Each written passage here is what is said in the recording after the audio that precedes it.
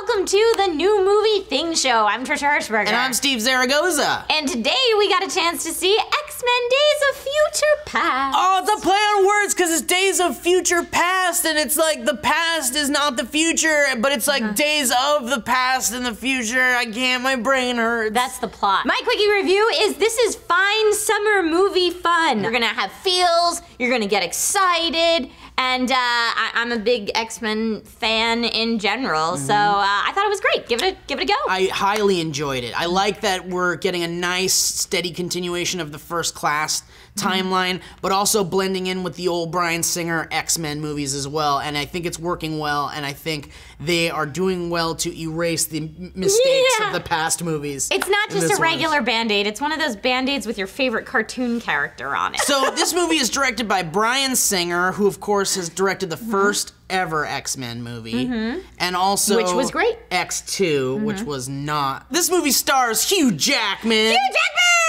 Who's a jacked man. Oh my, he's always so jacked in these movies. Like, you see him in other things, and he's like lean and he's cut, but he's not like a bulky dude. And then you give him the hairdo, and it's like all of a sudden it just poof, I'm here, I'm Wolverine. Yeah. Shing, or snicked. I'm gonna be honest, I love Wolverine. He is probably my favorite. He's not my favorite Marvel character. Is he your favorite X-Men? He's my favorite X-Men, of the original X-Men, yes. I'm kind of done with him being the focal point of all of the X-Men movies. There's so many amazing X-Men characters that we can focus on, Marvel characters. It felt good to get that out, didn't Well, it did feel good because where's my fucking Deadpool movie? I get My it. proper, amazing Deadpool movie. We've got 2 fully focused Wolverine movies out there that you can watch, and basically 3 or 4 other ones where Wolverine is heavily featured. Yes. I get it, he's amazing, but can he step aside a second to let Deadpool come in? Hugh Jackman, besides being incredibly jacked, did an amazing job in this movie. Yes. Just like he always does. Yes. Character focal point of the film aside. Jennifer Lawrence. There we go. Jennifer Lawrence is great. As Raven / Mystique. I love Jennifer wonderful. Lawrence. I thought she was great as Mystique in X-Men First Class,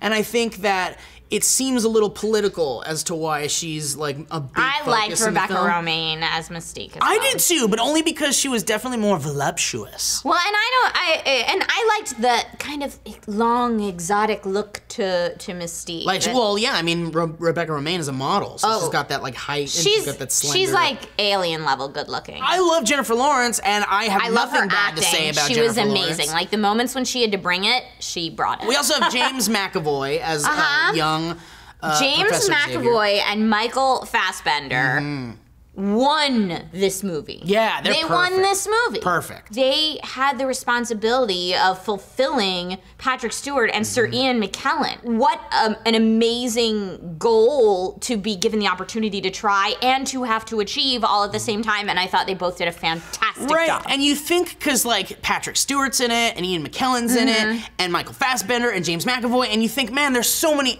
stars in this movie. How's it gonna work? But it worked perfectly. It was seamless. It was really good. It was like cutting between all these different things without getting too spoilerish.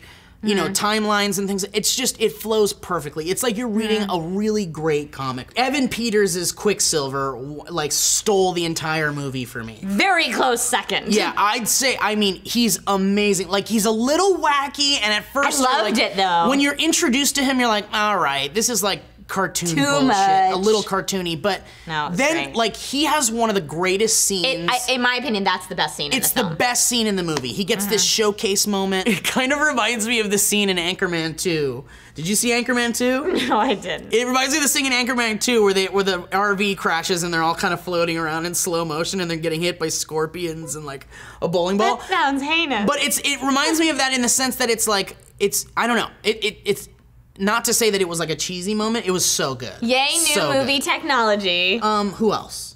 Oh, we got Storm.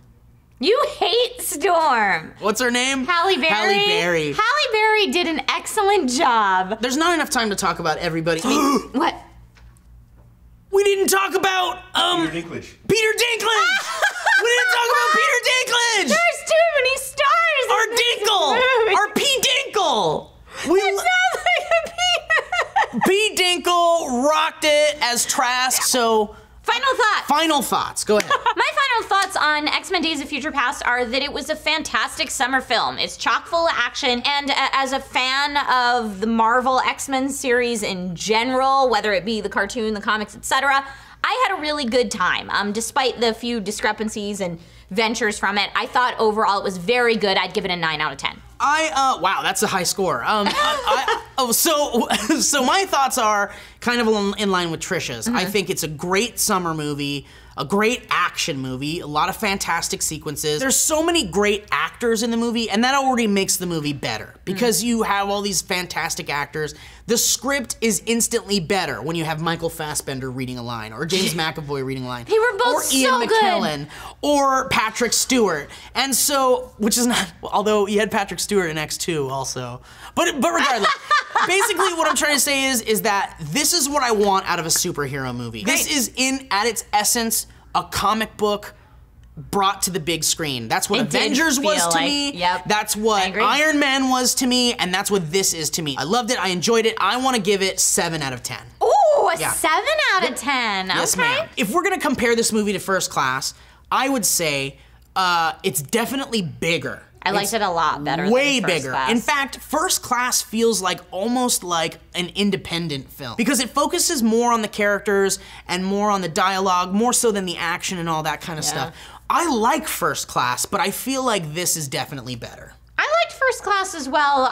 It didn't take me on the same ride this did. So they're giving you two different types of cake, if you will, but they're both good cake. Both good cake, and you can have those slices at any time. If you like red velvet or German chocolate, that's up to you. So we're not the only ones that reviewed this movie and spit out opinions onto the internet and the world. IMDb gave the movie an 8.9, and that's user-generated points, so that's pretty awesome. That's pretty awesome. And on Rotten Tomatoes, this film is not rotten at all, with a 92% from critics and a 95% from the audience. Yeah, I mean, I haven't had this much fun in a superhero movie since Avengers, I think. Well, thank you guys so much for watching the New Movie Thing show, and stick around for this weekend. There's gonna be a bunch of other cool stuffs, and hey, like and subscribe if you want to. That'd be cool. Annotation. Yeah, Trisha says click that annotation. Click it.